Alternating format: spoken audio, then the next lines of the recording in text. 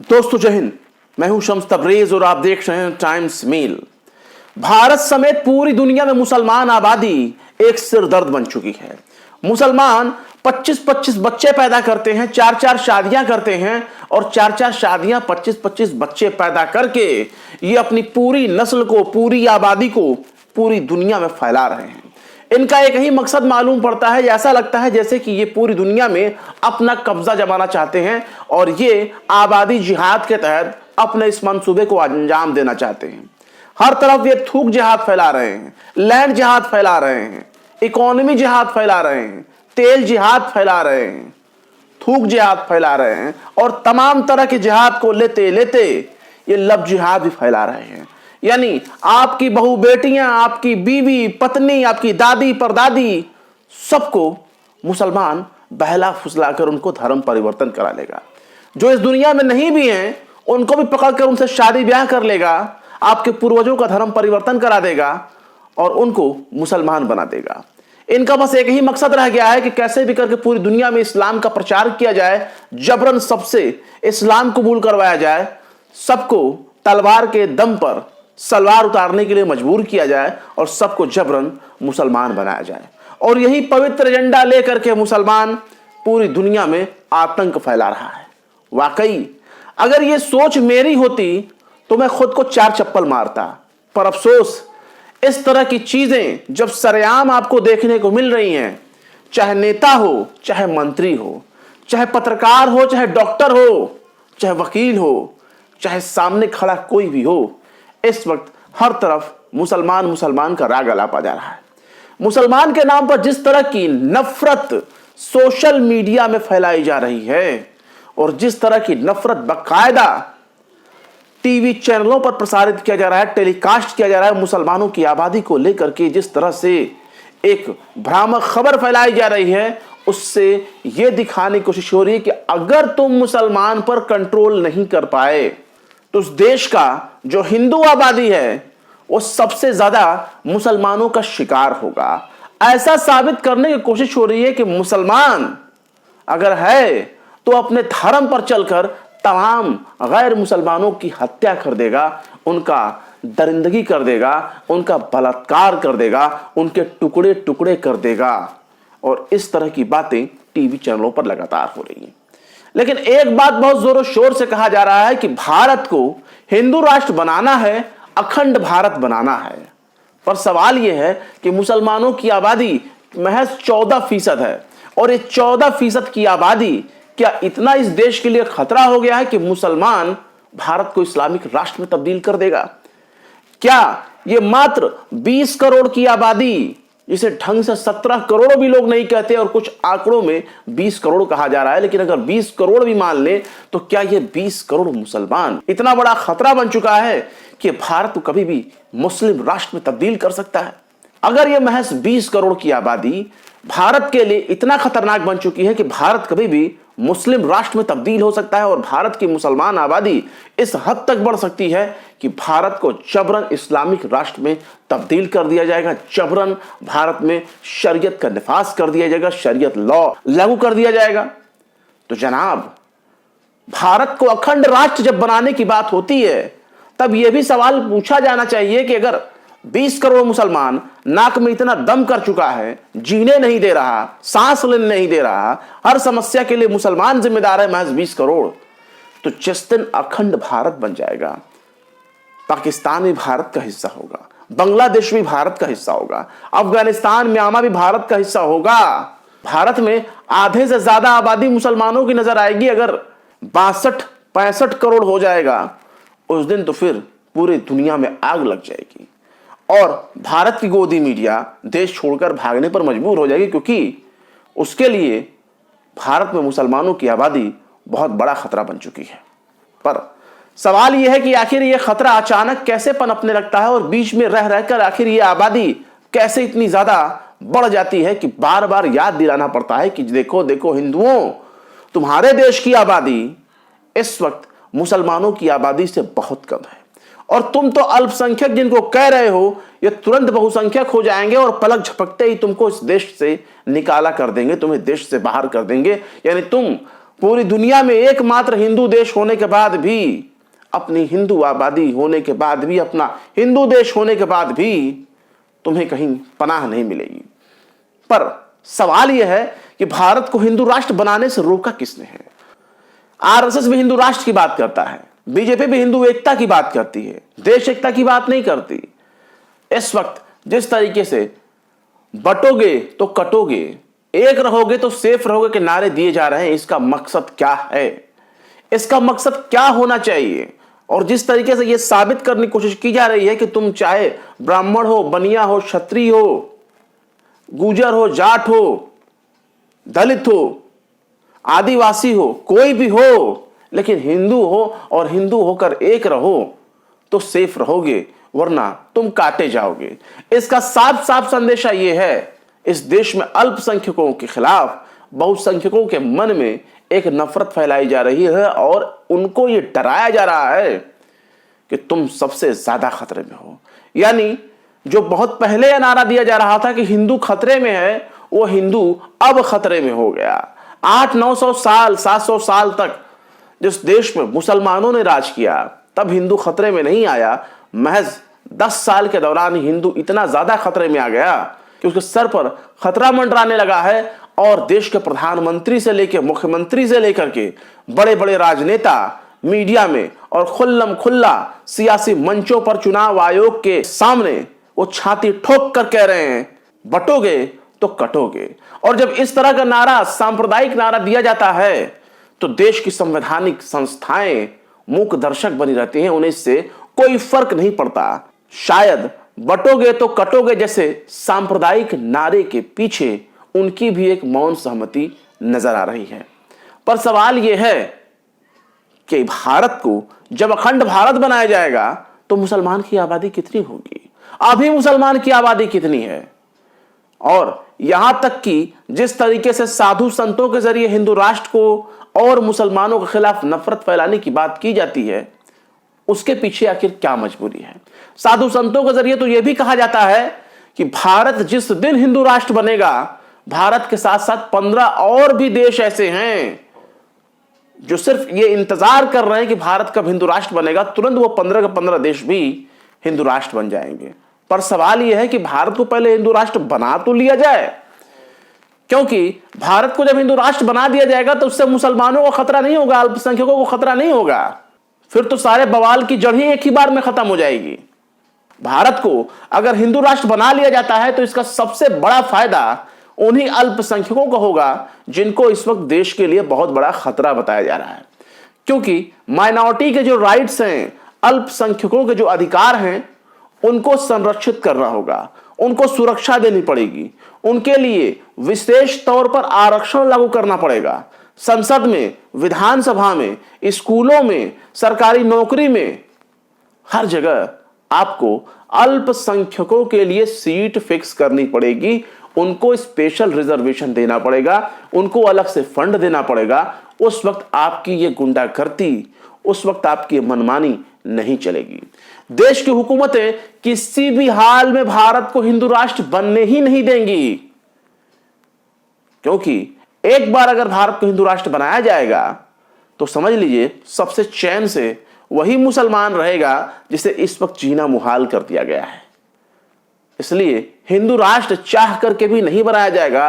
हिंदू राष्ट्र के नाम पे खूब डंका पीटा जाएगा, डराया जाएगा, धमकाया जाएगा, जय श्री राम के नारे लगाए जाएंगे, लेकिन भारत को हिंदू राष्ट्र नहीं बनाया जाएगा। अब गौर करिए कि इस देश में 10 सबसे बड़े मुस्लिम पॉपुलेशन वाले देश कौन कौन से हैं। अगर उसमें गौर किया जाए तो वर्ल्ड पॉपुलेशन रिव्यू के मुताबिक 10 देश तो ऐसे हैं जहां सबसे ज्यादा मुसलमान रहते हैं, यानी वहां पर मुसलमानों की आबादी बहुत ज्यादा है। इसमें मालदीव से लेकर के म्यूरिटानिया, सोमालिया, अफगानिस्तान, ईरान, वेस्टर्न सहारा, येमेन, अल्जीरिया, मोरक्को और मायोटे हैं। इसमें भी अगर गौर किया जाए, जिसको कहा जाता है कि भारत को हिंदू राष्ट्र बनाना है, आरएसएस कहता है अखंड भारत बनाना है, तो अखंड भारत में क्या हाल होगा और मुसलमानों की पॉपुलेशन कितनी होगी, इसको जरा गौर करेंगे तो आपको समझ में आएगा कि अगर अखंड भारत बनता है तो उससे सबसे बड़ा नुकसान कट्टरपंथियों को होगा, आरएसएस को होगा, बीजेपी को होगा, या उन संगठनों को होगा जो मुसलमानों को लाल लाल आंखें दिखाते हैं। तो गौर करिए, वर्ल्ड पॉपुलेशन रिव्यू का कहता है, वर्ल्ड पॉपुलेशन रिव्यू कहता है कि इंडोनेशिया के बाद पाकिस्तान में सबसे ज्यादा मुसलमान रहते हैं, उसके बाद हिंदुस्तान में और फिर बांग्लादेश में। लेकिन पाकिस्तान, भारत, बांग्लादेश और अफगानिस्तान की आबादी का जिक्र किया जाए तो आपको समझ में आ जाएगा कि भारत अगर अखंड राष्ट्र बनता है, अखंड भारत बनता है, तो फिर सबसे ज्यादा आरएसएस के कच्छे में आग लगती नजर आएगी। पाकिस्तान की आबादी 24 करोड़ है, भारत की आबादी 20 करोड़ है, बांग्लादेश की आबादी 15 करोड़ है, अफगानिस्तान की आबादी 3 करोड़ से ज्यादा है। तो अगर इन तमाम आबादियों को मिला लिया जाए तो जो उसका टोटल कैलकुलेशन निकलता है वो 82,82,00,000 के लगभग आबादी निकलती है। तो सोचिए, हमारे देश में इस वक्त जो टोटल पॉपुलेशन है उस पर अगर गौर करें तो 96 करोड़ हिंदू हैं और 96 करोड़ में 17 करोड़ से ज्यादा मुसलमान हैं, 2 करोड़ से ज्यादा ईसाई हैं और 2 करोड़ से ज्यादा सिख भी हैं। यानी आप ये समझ लीजिए कि 96 करोड़ की हिंदू आबादी में अगर मुसलमानों की आबादी 62 या 65 करोड़ हो जाती है तो यह आंकड़ा 50% से ज्यादा हो जाएगा। यानी जो मुसलमान अब तक अल्पसंख्यक कहा जाता है 20%, 20 करोड़ होने के बावजूद भी वो मुसलमान बहुसंख्यक हो जाएगा और बहुसंख्यकों को टक्कर देने लगेगा। तो यहां पर एक सबसे बड़ा सवाल यह होता है कि फिर दुनिया का क्या अंजाम होगा। साहब, दुनिया का अंजाम जो भी हो, पर गोदी मीडिया इतना चीख दहाड़ नहीं मार पाएगी अगर वो जान जाएगी कि अखंड भारत से क्या फायदा है और हिंदू राष्ट्र से क्या नुकसान है। गौर करने वाली बात यह है कि इस वक्त महाराष्ट्र में और झारखंड में इलेक्शन का दौर चल रहा है और जब जब इलेक्शन आता है तब तब इस तरह के माहौल बनाए जाते हैं, हिंदू मुसलमानों को आपस में लड़ाया जाता है। पर देखा जाए तो देश भर में साल के 12 महीने इस तरह की घटनाएं होती रहती हैं। लगातार हिंदुओं और मुसलमानों को आपस में लड़वाने का काम जोरों शोर से चल रहा होता है। मीडिया मुर्गा लड़ा रही होती है और नेता मजे ले रहा होता है क्योंकि उसे बहुत ज्यादा फायदा है। मीडिया की हरकतों की अगर बात करें तो इंडिया टुडे आज तक ने 29 अक्टूबर 2024 को, यानी अभी मैच 2 महीने पहले, उसने अपने यहां खबर लिखी और उनके खबरों के लिखने का स्टाइल देखिए, हर जगह क्वेश्चन मार्क लिखते जाते हैं। मतलब उसके हेडिंग में, उसके टाइटल में अपना सांप्रदायिक एजेंडा भी घुसा देते हैं और उसके आगे क्वेश्चन मार्क लगा देते हैं। इंडिया टुडे आज तक ने लिखा कि हिंदू 3 गुना, मुस्लिम 7 गुना बढ़े। क्या वाकई इतनी तेजी से बढ़ रही है मुस्लिमों की आबादी? और इसमें हेमंता बिश्व शर्मा के बयान का जिक्र किया गया, जिसमें हेमंता शर्मा के किए गए दावे का जिक्र करते हुए पूरे पैराग्राफ लिखा गया, पूरी स्टोरी लिखी गई। इसके अलावा अगर आप गौर करें, सीरियल वाइज देखें तो 8 नवंबर 2024 को एबीपी न्यूज लिखता है कि देश में 2050 तक बंपर बढ़ेगी मुस्लिम आबादी। पाकिस्तान समेत इन 3 इस्लामिक देशों में हिंदू लगभग हो जाएंगे गायब। सोचिए, यह गायब शब्द आखिर किस लिए लिखा गया? क्या यह गायब शब्द मुस्लिमों के जरिए किए जाने वाले नरसंहार का जिक्र करते हुए या नरसंहार का इशारा करते हुए यह जिक्र किया जा रहा है कि 3 देशों में मुस्लिम की आबादी ज्यादा हो जाएगी और फिर हिंदू बिल्कुल खत्म हो जाएंगे? कैसे खत्म हो जाएंगे, कैसे गायब हो जाएंगे? तो जाहिर सी बात है, यह उनके सामूहिक नरसंहार की तरफ इशारा कर रहा है और इसी बहाने यह मुसलमानों के खिलाफ नफरत फैला रहा है एबीपी न्यूज। इसके अलावा अगर गौर करें तो अंबानी का न्यूज 18 हिंदी क्या कहता है, यह भी कुछ इसी तरह की खबरें प्लान कर रहा है और 8 नवंबर को इसने अपने यहां खबर लिखी और वेबसाइट पर इसने लिखा कि 2050 तक पूरी दुनिया में बढ़ेगी हिंदुओं की आबादी, भारत मुस्लिमों की संख्या में होगा नंबर 1, रिपोर्ट से विस्फोटक खुलासे। अब सवाल यह है कि आखिर मुस्लिमों की आबादी बढ़ने से कौन सा विस्फोटक खुलासा हो जाएगा? तो उसके पीछे तमाम इनका एक हिडन एजेंडा मौजूद रहता है और उस हिडन एजेंडा को चलाने में सत्ता, प्रशासन, राजनेता, सिस्टम सब अपनी अपनी भागीदारी निभा रहे हैं। और भारत को हिंदू राष्ट्र बना रहे हैं और मुसलमानों से होने वाले खतरे से हिंदुओं को आगाह करा रहे हैं। और देखिए, न्यूज नेशन लिखता है बकायदा 8 नवंबर को इसने भी स्टोरी लिखा, न्यूज नेशन ने लिखा कि Muslim population in India, Bharat में बेतहाशा बढ़ेगी मुस्लिमों की आबादी, हिंदुओं को लेकर यह खतरनाक दावा। इसके अलावा सेम पैटर्न आपको न्यूज 24 में भी देखने को मिलेगा। राजीव शुक्ला के, जिस कांग्रेसी नेता राजीव शुक्ला के चैनल को बताया जाता है कि साहब ये बड़ा ही बढ़िया है। मैं बहुत बार कह चुका हूं कि एक आध चुनिंदा एंकरों को रखा ही इसीलिए जाता है ताकि ये दिखाया जा सके कि साहब हम हिडन एजेंडा नहीं चलाते, हम दूसरों के खिलाफ भी, सत्ता पक्ष के खिलाफ भी खबरें चलाते हैं, उनकी आलोचना करते हैं। और उसी तरह से एक आध बढ़िया एंकर रख करके न्यूज़ 24 अपना एजेंडा चला रहा है। और न्यूज़ 24 जिस हद तक नफरत फैला रहा है उसका आप नमूना इस खबर में देख सकते हैं। 9 नवंबर को इसने अपनी खबर में लिखा कि महाराष्ट्र चुनाव के बीच चौंकाने वाली रिपोर्ट से हलचल, इतने साल बाद मुंबई में हिंदुओं से अधिक हो जाएगी मुस्लिम आबादी। ये भी एक नफरत फैलाने का टूल्स है। इसके अलावा अखबारों में देख लीजिए, अमर उजाला अखबार हिंदी पट्टी के लिए बड़ा ही जाना माना अखबार है। इसने 10 नवंबर को अपने यहां खबर लिखी और लिखा, रिपोर्ट, मुंबई में 2051 तक 54% हिंदू हो जाएंगे कम, 30% बढ़ जाएगी मुस्लिमों की आबादी, जाने क्या है कारण। कारण हम भी बताएंगे कि क्यों घट रही है, बढ़ रही है। इसके अलावा एबीपी न्यूज 12 नवंबर को अपने यहां खबर में लिखता है कि जहां मुस्लिम आबादी साल 2050 में 6% बढ़ेगी, वहीं इस धर्म के लोग हो जाएंगे कम। इसके अलावा टीवी 9 भारतवर्ष लिखता है, और कब लिखता है, 14 नवंबर को टीवी 9 भारतवर्ष लिखता है कि जहां पहले आदिवासी जनसंख्या थी वहां तेजी से बढ़ी मुस्लिम आबादी, कितनी बदली झारखंड की डेमोग्राफी। तो इस तरह से भारत में सनातन का प्रचार किया जा रहा है। लेकिन सुनिए कि आबादी बढ़ने और घटने के पीछे की वजह क्या है। जब रोजगार मिल नहीं रहे हैं, लोग पलायन करने के लिए मजबूर हैं, अपने शहर, अपने घर मकान को छोड़कर दूसरे इलाकों में रोजगार की तलाश में वो भटकने के लिए बेबस है, तो ऐसे में सवाल यह है कि जब एक आबादी कहीं कम होगी तो वो जो कम हुई वाली आबादी है कहीं तो जाके एडजस्ट होगी, वो आबादी कहीं तो जाके मिलेगी। जिस मुंबई की आबादी को कम होने का बात किया जा रहा है कि हिंदुओं की आबादी कम हो जाएगी, मुसलमानों की आबादी ज्यादा हो जाएगी, उन सब के पीछे रीजन कहीं ना कहीं आपको पलायन नजर आएगा। जब 1 लाख लोग किसी शहर से कम होते हैं तो वहां 1 लाख लोगों की आबादी घटी, लेकिन वही 1 लाख लोग देश के किसी न किसी कोने में जाके एडजस्ट तो होंगे। और जब वो किसी देश के दूसरे इलाके में जाकर के रोजगार की तलाश में वहां पलायन करेंगे तो वहां 1 लाख की वो आबादी ट्रांसफर होगी या बढ़ेगी। तो ऐसे में सवाल यह है कि यह आबादी कहीं विदेश से नहीं आ रही है। अगर कोई कहता है कि घुसपैठिया, तो इनसे पूछो कि बॉर्डर पर तैनात कौन है और देश में किसकी सरकार है।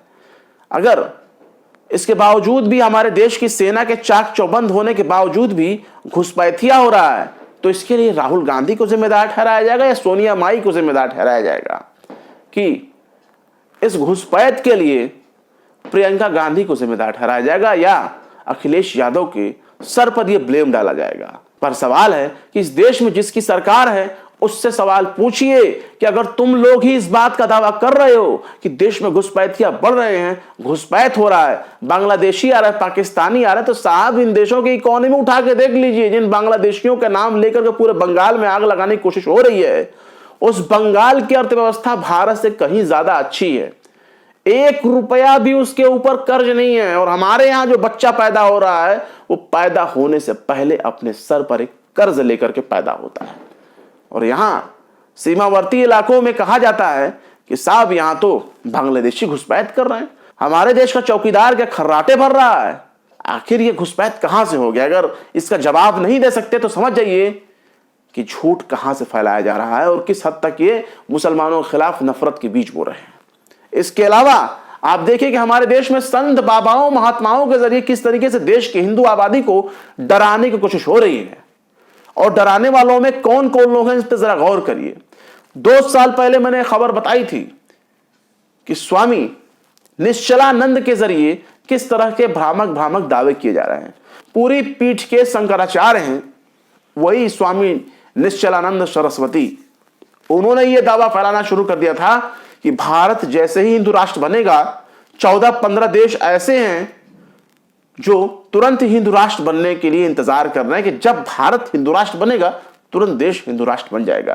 पर हम तो कह ही रहे हैं कि आप हिंदू राष्ट्र बना लो, ताकि मुसलमानों के सिर के ऊपर रोजाना जो खतरा मंडरा रहा है यह खतरा शांत हो जाएगा।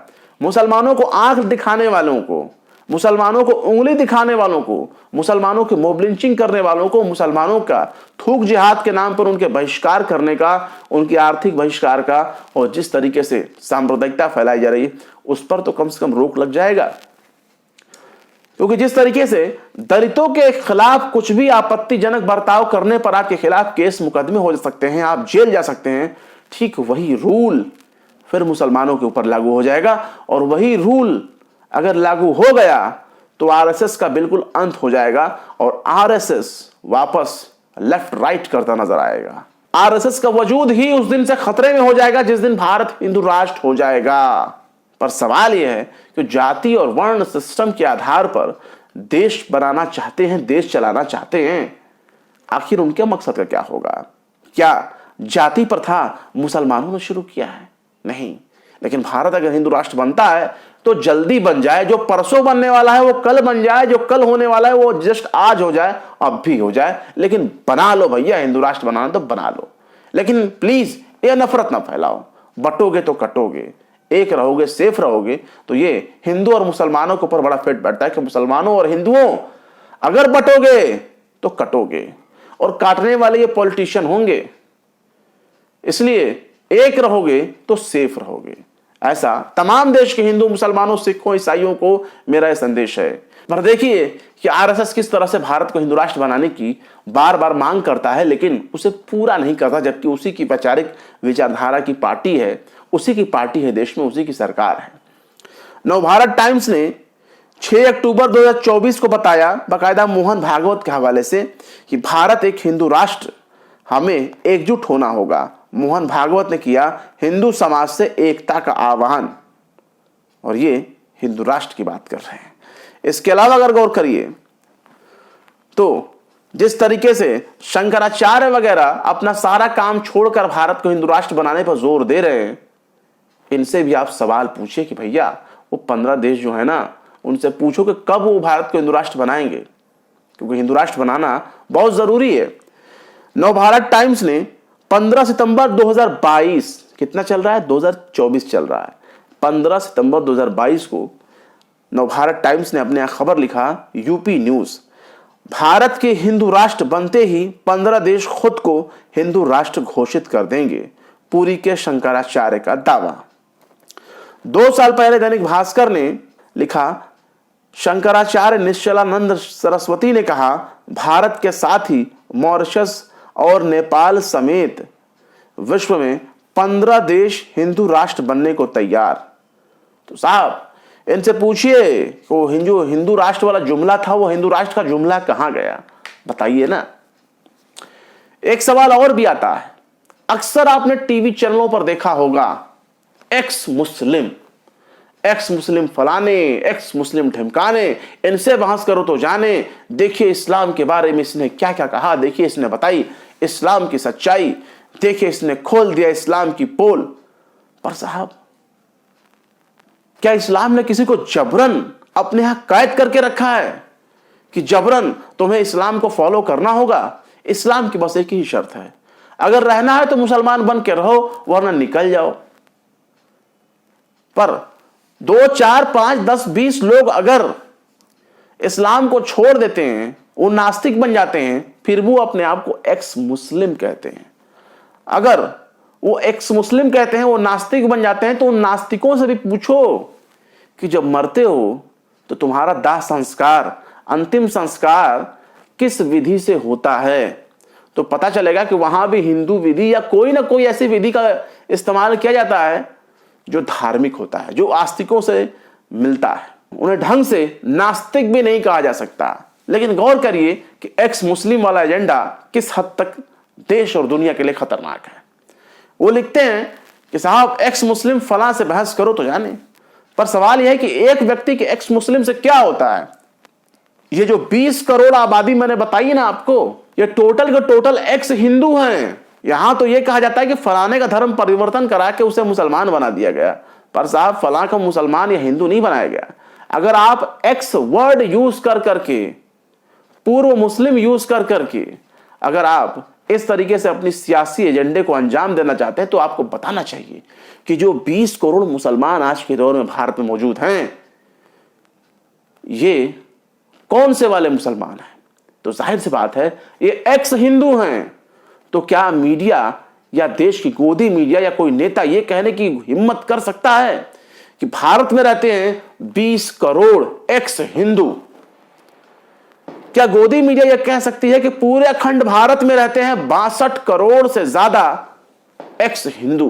धोनी साहब, वो एक्स मुस्लिम का बड़ा हवा उड़ाया जाता है, एक्स मुस्लिम को खूब बढ़ा चढ़ाकर पेश किया जाता है, लेकिन अगर एक्स मुस्लिमों का किसी कायदे से आलिम दीन के आमना सामना करा दिया जाए ना, तो एक्स मुस्लिम वाले अपना कच्चा लंगोट खोल कर भागते हैं और पता चलता है कि वो एक्स मुस्लिम नहीं होते, बल्कि वो मुसलमान ही नहीं होते।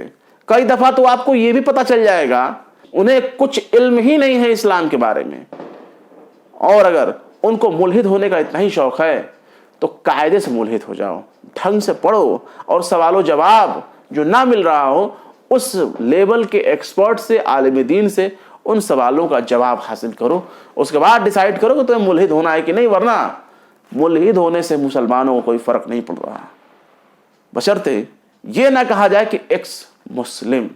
उन्हें आप ये कह सकते हैं कि ये एथीस्ट हैं, नास्तिक हैं, या हिंदू हैं, क्रिश्चियन हैं, ईसाई हैं, जो भी आप उनको नाम दे दें, जिस धर्म को पालन करने वाले हों। लेकिन जिस तरीके से भारत में हिंदू राष्ट्र का शगुफा छोड़ा जा रहा है, उससे देश को बहुत नुकसान हो रहा है। गोदी मीडिया का झूठ लगातार स्टेज से नेताओं के जरिए दोहराया जा रहा है। 4 बीबी 40 बच्चे, जनसंख्या जिहाद, थूक जिहाद, फल जिहाद। साहब, जनसंख्या जिसकी 80 करोड़ हो, 100 करोड़ हो, 50 करोड़ हो, या फिर कुल मिलाकर के 80% जिसकी आबादी हो, क्या उससे नहीं पूछा जाना चाहिए कि जनसंख्या जिहाद कैसे हो रहा है? 20%, 14% मुसलमान, अगर इतना देश के लिए खतरा है, तो अखंड भारत का मुसलमान जब एक हो जाएगा तो फिर क्या होगा? फिर तो किसी को जीने का हक ही नहीं मिलेगा। फल जिहाद, अगर कोई मुसलमान फल बेच रहा है तो उसे फल जिहाद कहा जाएगा। वोट जिहाद, अगर लोगों को कहा जाता है कि साहब ज्यादा ज्यादा वोट करने निकलो, तो उसे जागरूकता नहीं कहा जाएगा, उसे वोट जिहाद कहा जाएगा, क्योंकि वो वोट डालने की जो अपील की गई है ना, एक मुस्लिम शख्स के जरिए की गई है, एक मुस्लिम व्यक्ति के जरिए की गई है, इसलिए उसे वोट जिहाद कहा जाएगा।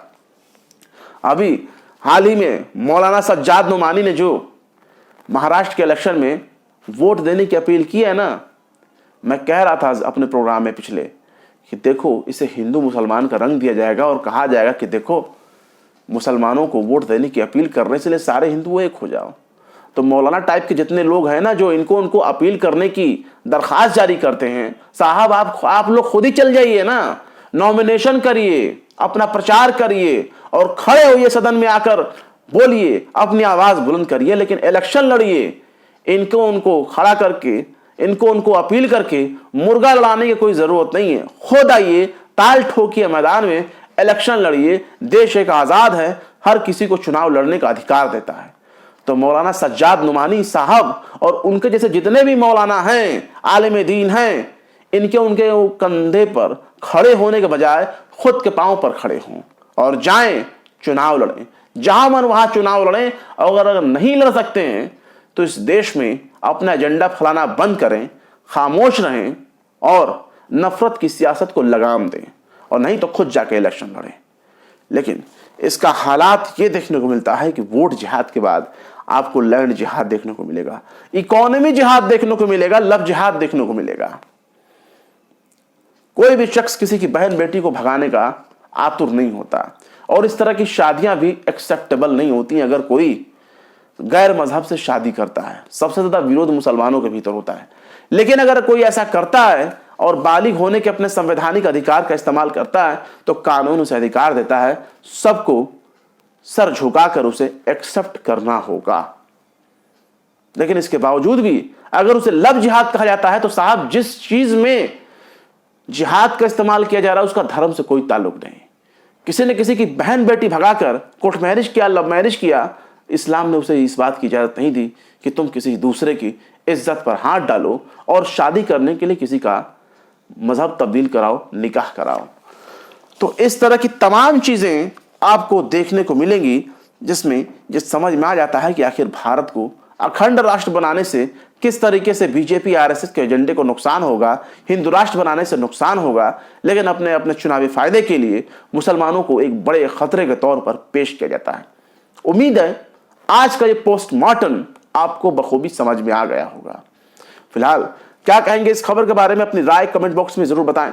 वीडियो अगर पसंद आए तो लाइक करें, शेयर करें और विभाग की निष्पक्ष स्वतंत्र पत्रकारिता को सपोर्ट करने के लिए आप हमारे चैनल टाइम्स मेल को जरूर से जरूर सब्सक्राइब करें और हाँ, बेल आइकन घंटी वाला बटन भी जरूर से दबा लें।